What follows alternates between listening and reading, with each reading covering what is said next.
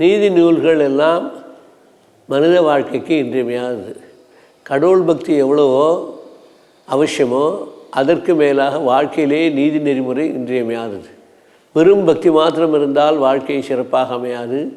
வெறும் நீதி நெறிமுறை மாத்திரம் இருந்தால் வாழ்க்கை நிறைய அமையாது. இரண்டும் இரண்டு கண்கள் போல் நாம் வாழ்க்கையிலே கடைபிடிக்க வேண்டும். கடவுள் பக்தியும் இன்றியமையாக வைத்துக்கொள்ள வேண்டும்.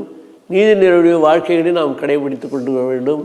இந்த நீதி நெறியும் கடவுள் பக்தியும் இரண்டும் இரு கண்கள் போல் நாம் வைத்து காப்பாற்றினோமானால் நம்முடைய வாழ்க்கையை மேலாக அமையும்.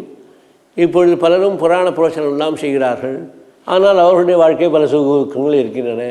அதே போல் பல நீதிகளை எல்லாம் எழுதி வைத்துள்ள பலர் இருக்கிறார்கள். இன்னும் நீதி கதைகள் எல்லாம் சொல்லுகிறார்கள். அவர்களுடைய வாழ்க்கையும் பல சுகங்கள் வரும்.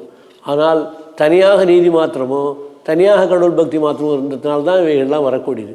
நீதியையும் கடவுள் பக்தியும் இரண்டையும் ஒன்றாக கண்கள் போல் வைத்து யாருடைய வாழ்க்கை அமைகிறதோ அவர்களுடைய வாழ்க்கையிலே துன்பங்கள் குறைந்து இன்பங்கள் வளர்வதற்கும் இறைவனோடு பெறுவதற்கும் நிறைய வாய்ப்பு உண்டு.